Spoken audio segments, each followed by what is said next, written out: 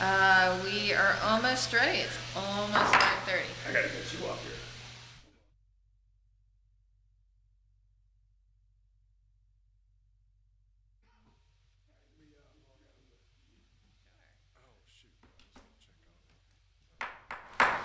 Alrighty, good evening. I believe we're ready to begin our deliberations. We are in order.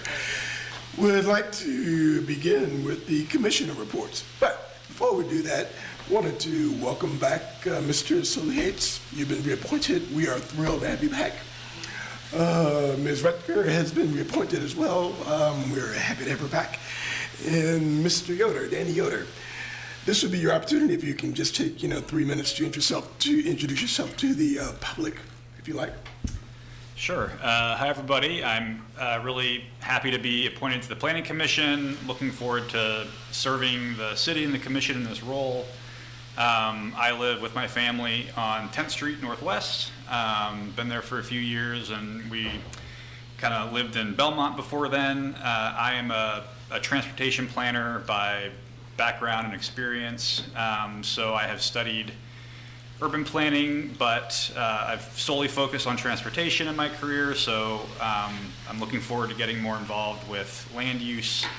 And yeah, looking forward to reading lots of reports about zoning, because believe it or not, I am interested in that kind of thing.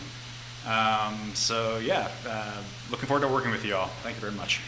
We need to get Mr. Yoder a couple of committee assignments. So if you guys have anything that you absolutely don't want to do anymore, let me know.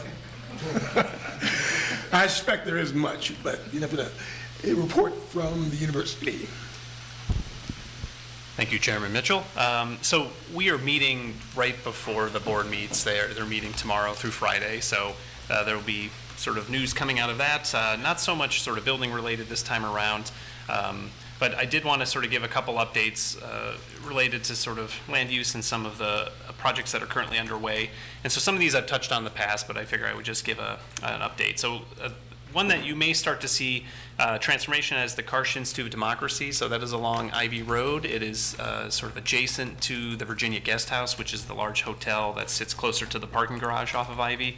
So that is now officially started construction. They are currently doing site preparation, excavation with the foundations, but you will see as this sort of fall progresses through the end of the year, you'll start to see some of the steel coming out of the ground for that. And then similarly, another project that's kind of about to kick off too is the UVA help team is going to be taking the lead with a community outreach regarding the Oak Lawn and Grove Street property. So I know I touched on that previously. So my understanding is that is going to be announced soon. And so as details come out, I'll be happy to report on that at a future meeting. And then another project that's about to start construction is the Darden School of Business. So I touched on previously, they have some housing that's being envisioned to be as part of their sort of main core grounds up at North Grounds, and so that is slated to start construction later this fall. And then similarly up at North Grounds, you may notice if you go up Leonard Sandwich to get onto 250, there is you see a temporary access road that's been put in place, and so this is in order to create a pathway to Montesano, which is the old historic house that is now the home of the Center for Politics. So they're having a modest addition that's being built to help accommodate public programming there. So if you wonder what's happening there, that's what that temporary access road is for. And then Fontaine, there's a whole bunch of construction going on there between the energy plant and the parking garage, so those are on track, and I think some of the most disruptive phases are now complete. And, I don't have anything to report on the affordable housing effort with the foundation, and so as news comes out of that, I will be sure to bring that up at a future monthly meeting. So that's both the Piedmont and the Wordland sites. So that's all, Chairman. I have been appointed by the state to represent the city of Charlottesville and the University of Virginia in updating the building code, which I will ask a little bit later for the thumbs up from this group to proceed. The hope is that it will be able to enact the kinds of walkable, more affordable, and I think attractive pedestrian-friendly designs that we call for in Charlottesville Plans Together, which is exciting. You need a thumbs up. Ooh, I think we're all pretty happy to have you do that. We keep that you're there, so I think you got the thumbs up. Thank you. Okay. Mr. Durancio. Okay, let's see. Going in roughly reverse order. Thomas Jefferson Planning District Commission met last Thursday. Matter of interest here would have been the consolidated annual performance evaluation report for basically home, but CDBG and home, which was largely prepared here in Charlottesville because of we are the go-to. That was presented with its last hearing. I find it's interesting to read that report in light of having made some of the allocations and trying to connect the dots of where went when, but I think we need a slightly larger timeline to really look at them properly, and some of the data is kind of an interesting way of looking at things. The CAF committee held an organizational meeting that was primarily driven at looking at the evaluation tools and how they're scoring and weighting. I think there is still a conceptual conversation to be had. We're cleaning up the questionnaire and the scoring model and all that, but there may be some higher level discussions of how we're evaluating, what priorities are, and how that translates to how we score. But we are cleaning up. There are a few howlers just in terms of wording on the thing that drive us all. Like, they're just subject to multiple interpretations. And so we're working on that. And there's a second meeting to try to sort of bring that together towards the end of the month. The HAC met with Sam Sanders and James Freese about the land bank. They wanted to take the pulse to make sure that they had the complete rundown from the HAC and understood where the pressure points were and weren't. And we've been advised that it's now back with staff and should eventually go to legal, but it would be, we don't really have an exact timeline. The sort of next big semi-public step, I guess, would be getting it scheduled for a work session. So that covers, I think, most of my meetings. Sorry. I had 2 meetings this month. One was of LUPEC and the other of MPO Tech. At both, we discussed the VDOT Ivy Road Smart Pipeline study, which is finally wrapping up, not in time for this smart scale round, but anticipated to be generating applications for next smart scale round. They're they're suggesting a number of improvements, roundabouts, closing off left turns. And sort of the big subject of debate is like how to divide those up, because there's a new rule from the CTB that if you do a pipeline study, you have to apply for smart scale in the bundle specified, the entire bundle specified in the study, and the study can say, well, you can do this bundle and that bundle, but if it doesn't do that, then you have to do all of it at once. So it's likely too large for a single smart scale application or even round, and they're looking to split it up into something more manageable. Speaking of which, we have now smart scale applications for this round have been submitted, and we're getting the cost estimates in that are going to factor into our scores, and they are bad. Actually, it was interesting reading our minutes and our agendas today. In 2022, I was saying that our scores had just come in and they were bad. They are worse this time. Let's see, again, we kind of 2 main projects submitted from the MPO, since now you can't submit as many. The costs are coming in at sorry, just ludicrously large. The two projects again were the Barracks Road improvements, which is going to be split into two, or could be split into two. It's submitted both as one large thing and as a split thing. I see the actual number is not in the online slides, but you can find that by watching the meeting, I guess. It's something like 130 million for the whole project, which is like more than the district got for all smart scale projects last time. Meanwhile, down at 5th Street, where they were proposing a DDI, they have decided that to do the diverging diamond, they will have to replace the bridge over 64, which the diverging diamond was specifically chosen to avoid having to do. And so that project is coming in at 57 million for that DDI. So it's not looking good for us to get funded in smart scale this round, or possibly ever again in the future unless things start changing. So I hopefully are prudent in managing the smart scale funds we've already been awarded. Thanks. Sure. All right. Well, last month at the Board of Architecture review, there wasn't really anything of major significance, but we did get a report from Paul Josie on plans for the trees for the downtown mall, and it was pretty interesting. And I apologize. I thought I had the report on my computer to email to all of you, but I guess I don't think I actually got a copy of it. Council, I assume, saw it last month. I don't know if they acted on it. Does anyone from staff know by any chance? Well, there was nothing to act on. Nothing to act on? Okay. Yeah, it was just a report. But they didn't- Just a they report, didn't okay. see it yet. So the BAR issued a memo saying, please do something with this immediately, because it would be important to start replacing those trees as soon as possible, because there are a couple areas that may not, the report seemed to imply that there are some areas that may not live for much longer, so it would be good to get started on a plan of action sooner than later.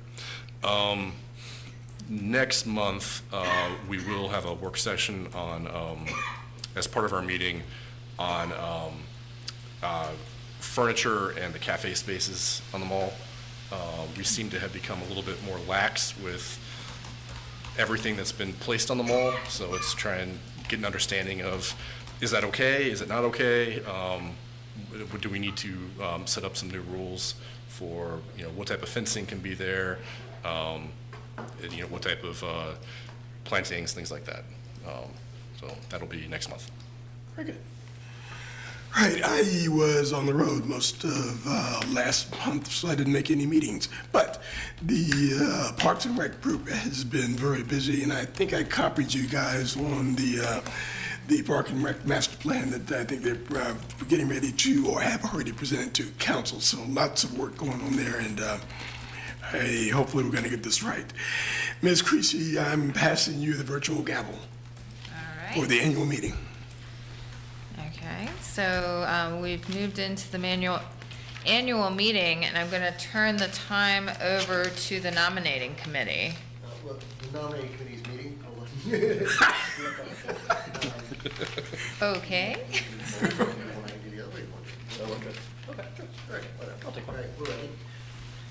We hadn't decided about who was talking. We were able to deliberate and make a selection. We have contacted the candidates who have agreed to serve again. I would like to first thank Chair Mitchell for coming back. Your service has been exemplary, and we are grateful for it and grateful to get a little bit more from you. Thank you very much. Thank you. So, in the outcome of those deliberations, we also consulted with our current vice chair, who we thank for his willingness to serve again and place his name in nomination as well. Easiest job ever. Yeah, this is about the time that the chair's gonna break an ankle or something. Okay, so just to confirm from the committee that the nomination that's on the table is for Hosea Mitchell for chair and Carl Schwartz for vice chair. Correct. All right. This is an opportunity for additional nominations from the commission.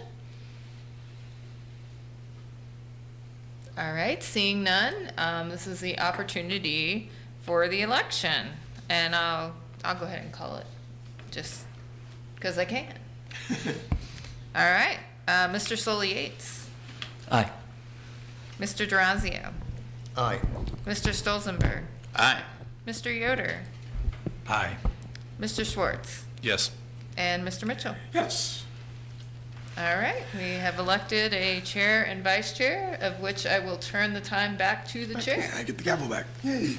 All right, thank you for giving me one more, and one last year to moderate our deliberations.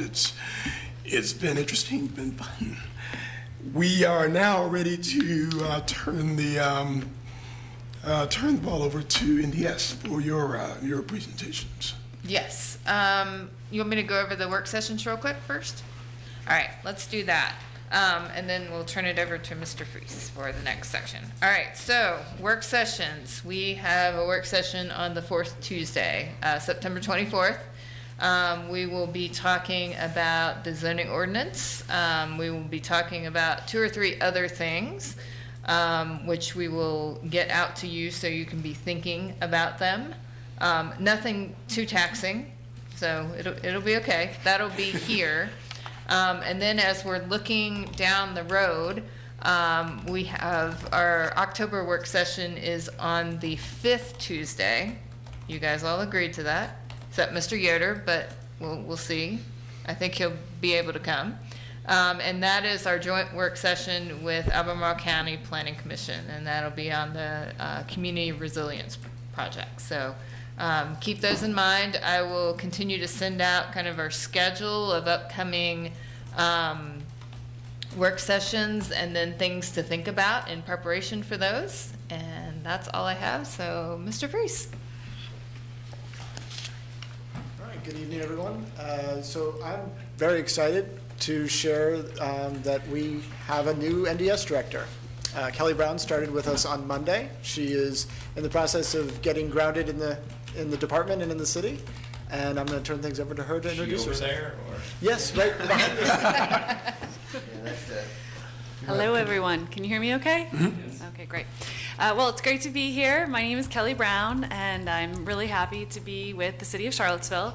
I'm coming to you all from Arlington, Virginia, where I was a planner there for 16 years. I worked on a variety of programs and projects and initiatives. Most recently, I was involved in the county's efforts to expand housing options. So we have a very kindred relationship with the City of Charlottesville in terms of expanding housing options in areas that previously only allowed for single detached homes. Also worked on a variety of other issues, zoning ordinance amendments for things like school relocatables, or simply allowing more opportunities to make expansions and additions to our existing housing stock in Arlington. Corridor revitalization efforts and neighborhood planning, sidewalk design options early in my career there in Arlington. So very excited to be here in Charlottesville. My family relocated to Richmond several years ago. I grew up in Richmond, so it was nice to be back in Central Virginia, and I'm really happy to be here with the city. Really looking forward to the opportunity to implement and apply the city's new comprehensive plan and new development code. Also really focused on continuing to create a culture of very collaborative, inclusive community engagement,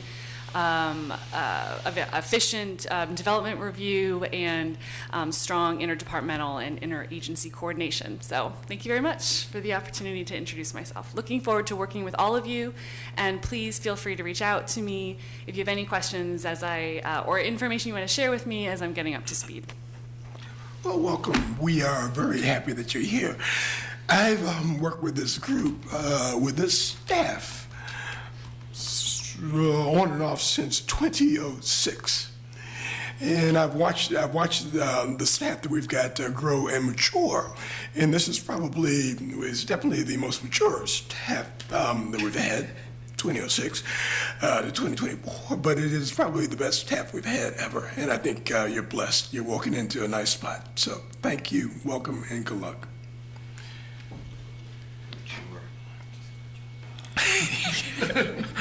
Yeah, you're the second that came out of my mouth. I said, yeah. It's going to get you in trouble. The consent agenda. Mr. Schwartz, do you have a motion regarding the consent? No, wait a minute. Matters to be presented by the public that's not on the formal agenda. This is your opportunity to talk to us about the work that we do and give us your input, give us your guidance, give us your advice. The only thing that's off the table will be Stribling, because we're going to have a separate public hearing on Stribling now. But if there's something you want to talk to us about, something that may be on the consent agenda, or the special exception request, or anything else that we do, if you'd like to chat with us about that, now would be the opportunity to do that. Ms. Creasy, would you like to moderate? Sure. So we have we have a good number of people in our virtual audience tonight. So we will likely be alternating as we previously do. But just to provide the instructions for matters from the public, this is the opportunity for you to speak, as the chair noted, on any issue except for the Stribling issue, because we have another opportunity for you to speak at the public hearing coming up. What we do is we ask for our in-person audience. We ask people to come forward first, and then we move to our virtual audience, and we'll alternate individuals back and forth until we've heard everyone who's interested in speaking. You have 3 minutes, and you'll be able to monitor your time as you're speaking. So we'll go ahead and get started. If you are in our virtual audience and you're interested in speaking, please raise your hand in the application. At this point, we don't have anybody on a telephone line, but if you do, you can hit *9, and that will raise your hand in the application, and we'll call on you at your turn. So we'll start with our in-person audience. Do we have anyone interested in speaking this evening? Okay. We'll come back to you. All right, our virtual audience. We don't have any hands raised at this time. Do we, if this is kind of a call for hands to raise, if you're interested in our virtual audience and speaking this evening. All right, no takers there at this moment. We'll check back with our in-person group. All right, and our virtual crowd. And we have no speakers, Chair. All right, with that, we will close this portion of the agenda and move on to the consent agenda. Mr. Schwartz. I move to approve the consent agenda. I will second that. All in favor? Aye. Any abstentions? Any objections? Ms. Creasy, the consent agenda has been approved. Okay. All right, you will have 7 minutes before you can start the hearing. I don't know if 7 minutes would be enough to address, no, probably would not be enough to address the other item on the agenda, so. No.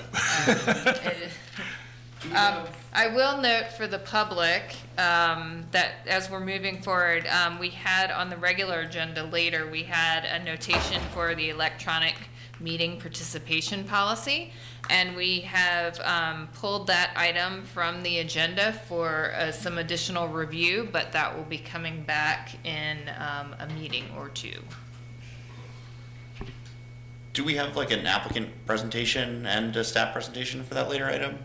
Seems like we might be able to get, well, now it's 6 minutes, so maybe not, but. We should have those things, definitely. Both of them, okay. Yes, we have both. Since council is no longer joining us for these in the future, do we have to continue to set them at 6? It's the advertised time for the public hearing. Interesting, okay. Yeah.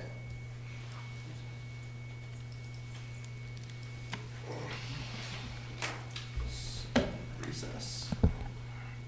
We can certainly be in recess. Mr. Spilsberg? Yes, we're in recess. Are you gonna go away? Go someplace?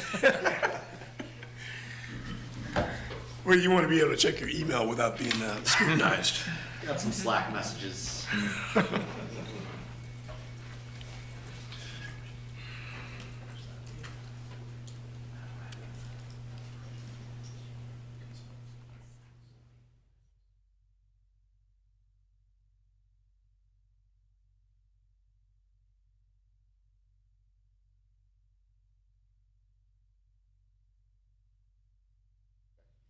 So it's not cool.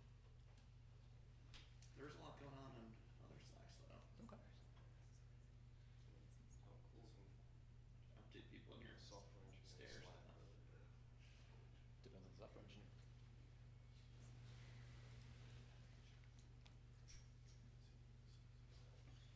Oh, right, I can't use bots. No. Oh, so much for doing that work thing. No box. Don't use box? That's right. October will be at the county office building. And if it's Atlanta, generally we're in the conference room. If we expect a large crowd, we'll make sure that we get to a space that could accommodate that. But if it's, you know, of course, we can have a virtual audience now too, so. But if we anticipate that there will be And I thought I lots of emailed it people to us, but I coming couldn't in, find it. Yeah, we'll yeah. definitely accommodate, I but think you'll he's get lots of also notice. adapted into every single person I've talked to. I don't know why. So work sessions are typically 5 to 7 for us. The county does theirs 6 to 8, so we split the difference for the joint one. Yeah. Uh-huh. I love that. That's great. Confused by these traditional links. They're weird. They say there's no files, but if you click on the download button, it says there's tons of files. I've given up on the city's website. Understood. That's been. When did they say it? Yeah. That's when they It's probably sent it to us. So, You know what, I can email Paul for it.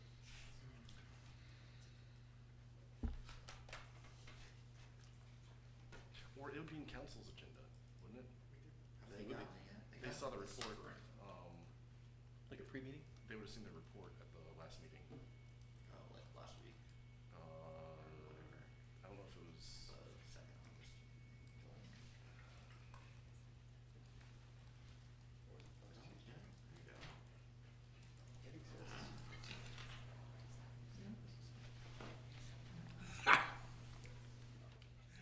That's great. She got very good at it. Very tremendous focus. Wow, that's awesome.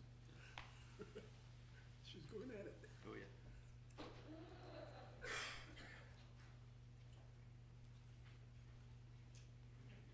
She's 5. Where's she in school? She is now in Trailblazers. You like it? Yeah, it's going great. Yeah, good. Is that name sticking? I mean, I hope so. It's on all all the stuff. Yeah, but you remember about Star Hill, if you're of a certain age, you call it Mojo, you have to change the. Is that true? The Jomo. Oh, I don't know about that. No, so Star Hill used this beer that they called Mojo. I remember. Right. Was it Mojo or Joe? It was Mojo.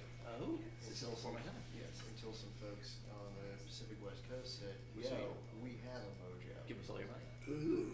And then they said, no. Seems to be Joe happening a Joe. lot lately. Seems like it's always been Greenock Star Hill. Lake Life Yeah. is now Mango Wheat because of that. Of course, their whole logo incident with Monster Energy. Yeah, my point being that for people of a certain age, we still don't call it Jomo, we still call it Mojo. Mojo. That makes sense. Same Same. same sort of. That makes sense. People of a certain age. Yeah, my daughter was doing that. No, I got caught. How long was Star Hill Brewery in town? Years. It was like the first one, right? 10 years. Something like It was in town and then it moved to Right. Jose and then Right, Quebec. but I mean, it was. I'm trying to think how long it was here. Like, was it the year before 2000? It was definitely 99. Yes. Okay. Yeah. I don't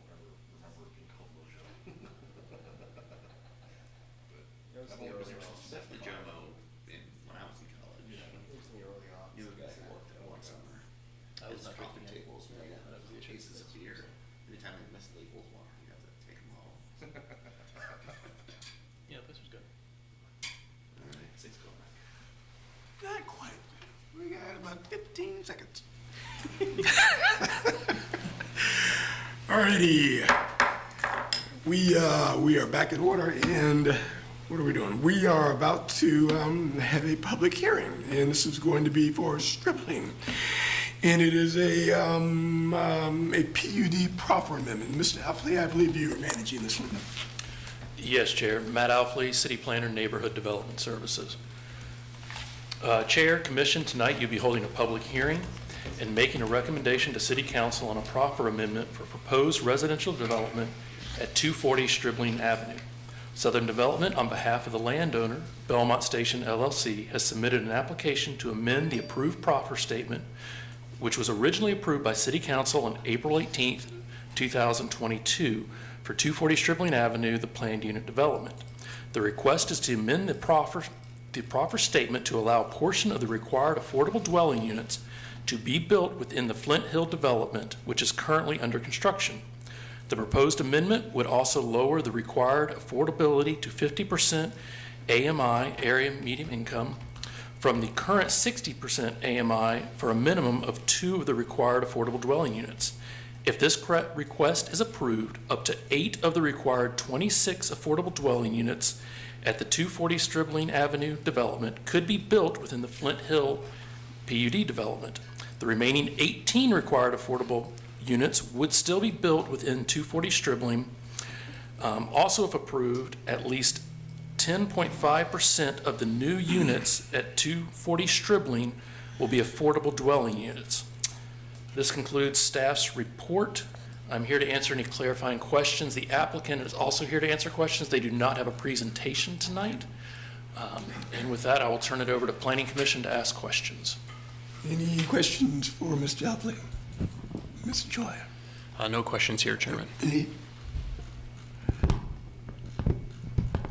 For staff now. Okay. Anything else? The phrase "could be built." Am I worried about that? No, staff's recommendation is approval on this. The affordable dwellings will either be built in Stribling or they'll be built in Flint Hill. We're still going to get the units. We just will get some of the units quicker if they're put in Flint Hill as opposed to wait. The Stribling Avenue development is still under site plan review, so we are still a ways away from that getting approval and actually breaking ground. Flint Hills actually broke ground. They're actually doing land work on that project, started a few months ago. So you'll start to see stuff come out of the ground at that development before you see anything at And Stribling. maybe, Charlie, you can address that question, the could be built question, when you present. If the applicant is ready, the applicant can present. Sure. Thank you all. I'm Charlie Armstrong with Southern Development. It's interesting to be back here when the agendas are so light and kind of nice, but I'll keep it short because Matt, as usual, presented everything pretty comprehensively. This only adds an option for for 8 of the units to be built at Flint Hill.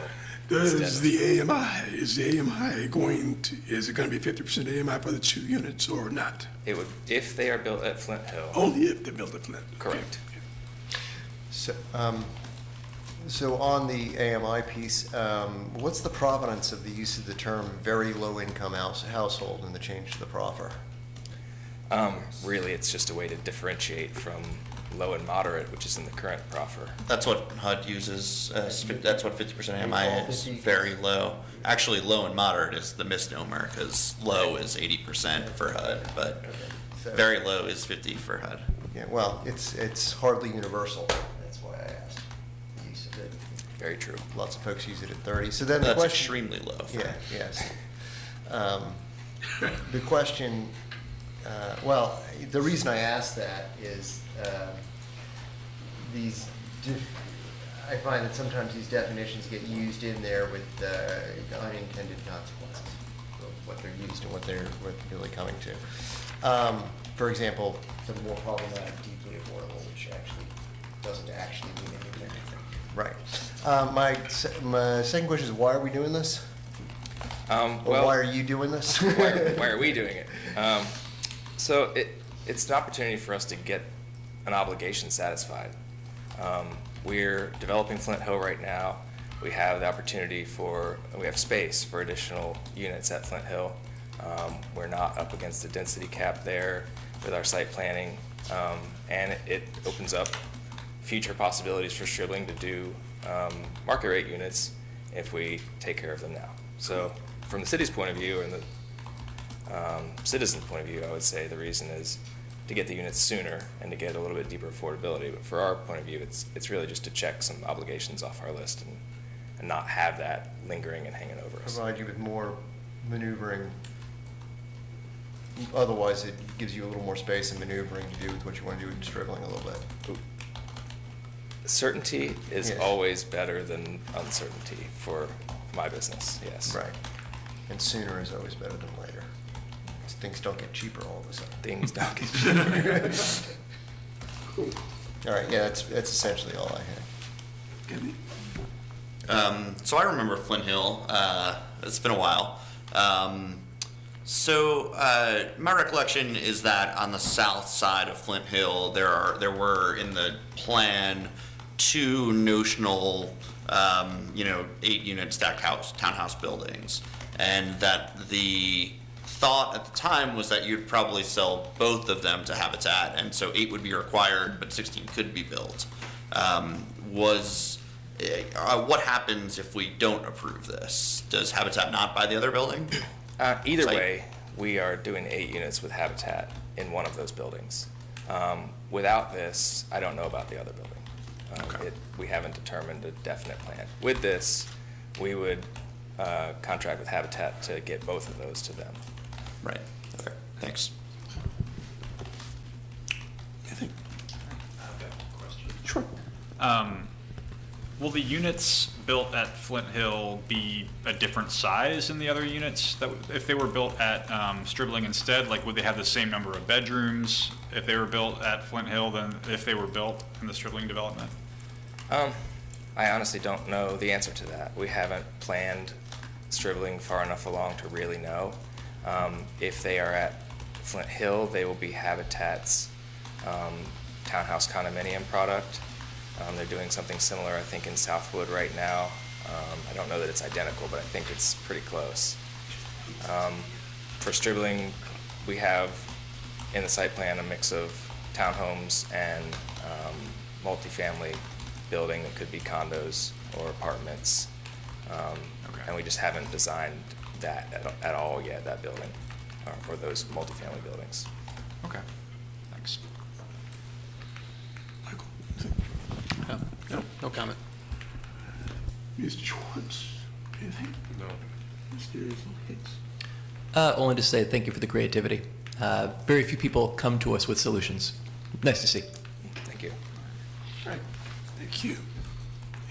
All right, I think we're now ready for the public hearing.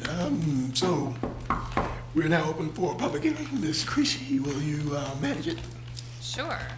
So I'll repeat the instructions, the same instructions that we had for matters from the public, where each speaker will have 3 minutes.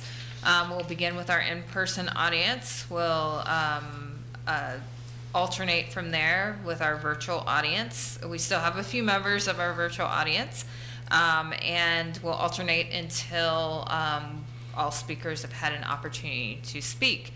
If you're in our virtual audience and you're interested in speaking, please raise your hand in the Zoom application. No one is on the phone at this moment, but they would use *9, which would raise their hand, and then we could recognize them at that point. So our in-person audience, do we have anyone interested in speaking? Okay, we'll move to our virtual audience. Do we have anyone interested in speaking? I don't see any hands raised. This is a good opportunity to do that if you would like to. All right, back to our in-person audience and our virtual audience. Chair, we don't have any speakers. All right, the public hearing is now concluded. So what do we think? Mr. Schwartz, any thoughts? Or are you good? I'm good. Mrs. Rosenberg? I have no comment. Mr. Bronzio? The extent I have one might be that this, and we don't necessarily have to do this now, but this opens a conversation, perhaps in the context of our work session, about off-site or semi-off-site or the relocation of affordable units.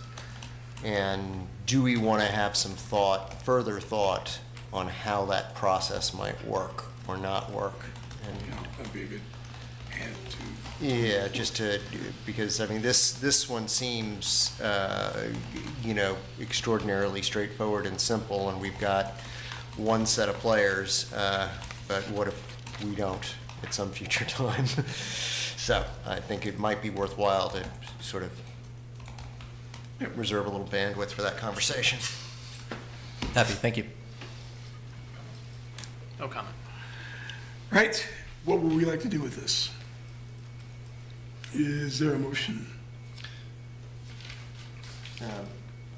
I I move to recommend that City Council should approve PL 240061 on the basis that the amendment to the approved proffer statement is consistent with the comprehensive plan and will serve the public necessity, convenience, general welfare, and good zoning practice. I will second that. Ms. Creasy? Sure. Mr. Soliates? Aye. Mr. Durancio? Aye. Mr. Stolzenberg? Aye. Mr. Yoder? Aye. Mr. Schwartz? Yes. And Mr. Mitchell? Yes. Right now, we are on, so it has been approved. Thank you. Yeah. And just for purposes for anyone who's viewing, this item will move forward to council.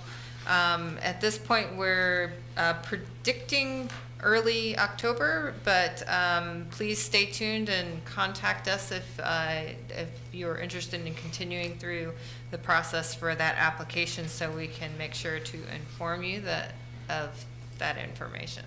So, Chair? All right, the next item on our agenda is something a little new to us, and this is a special exception request. And it might be of value if you or someone can walk the public through what that is. Absolutely. Carrie Rainey, City Planner with Neighborhood Development Services. Before you tonight is a special exception permit, a request to allow a fenced courtyard along West Market Street on the subject property.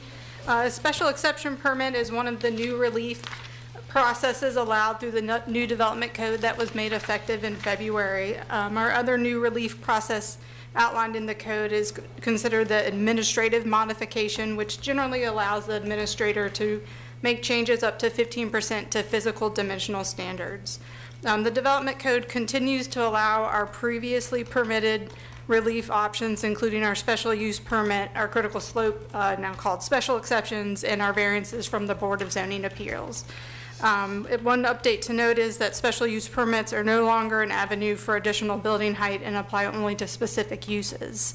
The special exception permit process, which we're here today to discuss, allows council to grant modifications to specific physical dimensions within standards within the code.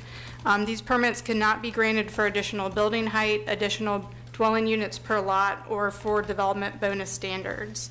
Examples of these dimensional standards could include parking design standards, entrance spacing, transition requirements, and fence heights, as we are here tonight to discuss. Special exception permit applications do not require a public hearing, but do require a planning commission recommendation and a city council decision, both during a public meeting. When making a recommendation, the planning commission should consider the following factors. 1, whether the proposed modification to physical dimensional standards will be harmonious with existing and approved patterns of development on the same or an opposing face or abutting property, opposing block face or abutting property. 2, whether the proposed modification supports the goals and strategies of the comprehensive plan. And 3, whether with conditions the special exception permit is consistent with public necessity, convenience, general welfare, and good zoning practices. The Planning Commission may set forth any reasonable conditions to apply when recommending approval. And before jumping into this application, I'm happy to answer any clarifying questions about the special exception permit process. All right. So the application before you tonight is for the property at 113 West Main Street, which has a double frontage on both the downtown mall and West Market Street. The DX Downtown Mixed Use District does not permit fencing in front yards or side street yards unless a special exception permit is granted. The applicant has requested to install perimeter fencing in the front yard along the West Market Street portion of the property in order to create a courtyard for residential use. The applicant proposes 2 gates along that West Market frontage to provide pedestrian and vehicular access. Staff finds that the proposed improvements are harmonious with the existing patterns of development within the neighborhood. The front yard use of surrounding properties includes parking lots, lawns and landscaping, and fenced outdoor dining space. The proposed fences and gates are of a similar scale to existing fencing in the area and provide a visual connection with West Market Street to activate that pedestrian realm on the street. As the property is located within the Downtown Architectural Design Control District, the Board of Architectural Review reviewed the application at their March 2024 meeting. The board found the proposed improvements to be compatible with the Downtown ADC District.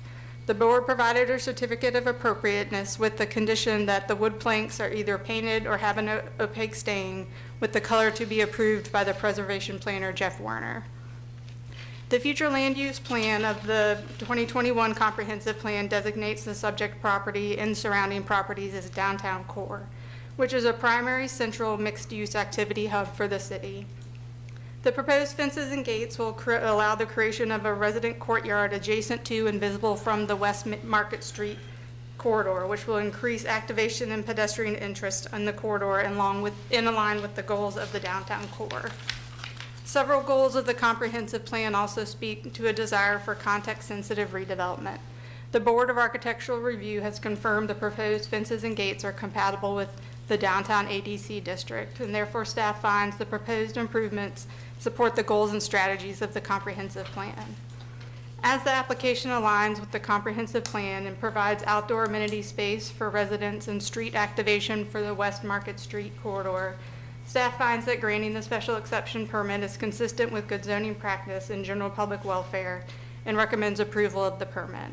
Staff does not recommend any conditions be placed on the permit at this time, as any proposed modifications to the fencing and gate details would be reviewed by the Board of Architectural Review for consistency with the issued certificate of appropriateness or a new certificate as required. I'm happy to answer any questions, and our applicant is also here to say a few brief words and answer any questions as well. No questions. I have the most niggling question in the world. Looking at the image for context map 2 zoning classifications, I've just never noticed this before. The contrast between the purple DX and the dark red CX8, very challenging to my old eyes. It is very difficult, some of the colors, yes. I don't have a solution tonight, but somebody to think about. Thank you. Mm-hmm. No, I have nothing.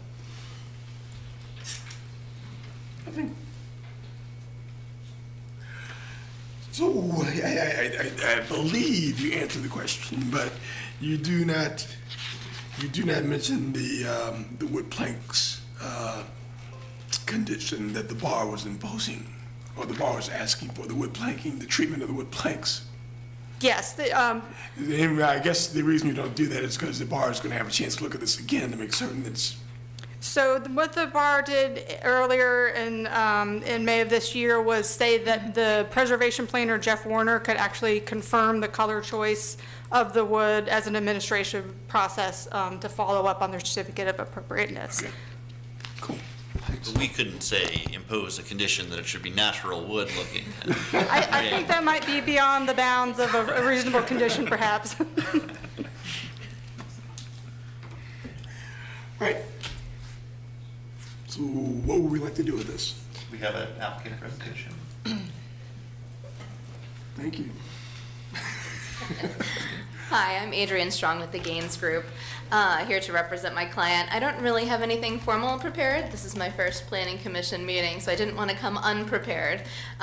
Essentially, our client just wants to turn a little used loading zone into something his residents can use. And right now, it tends to be viewed as an extension of the road or the sidewalk. So he's trying to prevent some of the maintenance issues that have come up because of that, and unintentional parking being used as parking there. So there's no latching gates. It's not to keep people out or keep anybody in. It's just a visual distinguishing, defining courtyard aspect.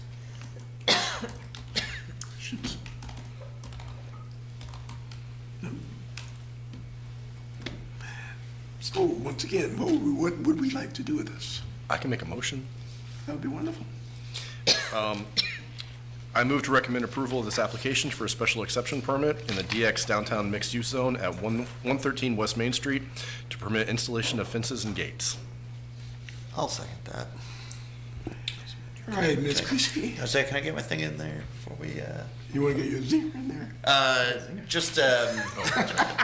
Just wanted to add, in the interest of full disclosure. Oh, sorry. The council's advised me that I don't have a formal conflict here, but the applicant has been my landlord for a number of years, not in this building, and I don't think I get access to the courtyard. But I believe that I can neutrally judge on this issue. Cool. Yeah, thanks. He's keeping me honest. All right, there was a motion, there was a second. Ms. Christie. Mr. Stola Yates. Aye. Mr. Durazio. Aye. Mr. Stolzenberg. Aye. Mr. Yoder. Yes. Mr. Schwartz. Yes? And Mr. Mitchell. And aye. All right, the application is approved. Thank you. Thank you, Ms. Rainey. Again, this is an application that goes to council, right? Yes, so the next step for this application would be to go to council during the public meeting, much as we're having here today. And I think we're targeting in October as possible for that to move forward.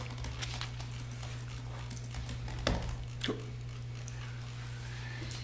Mr. Durazio, is there something you'd like to do? I don't have much except to point out that today happens to be the 515th anniversary of a great earthquake just outside Constantinople that knocked down several hundred minarets and 50 mosques. That in and of itself is, earthquakes happen, but it became known at the time and subsequently, and which is why I mention it now, as the Lesser Judgment Day, because of the catastrophic effects of it all. And I just thought that might be relevant in terms of whatever television viewing you might have in mind. Second. We are adjourned. Thank you guys very much.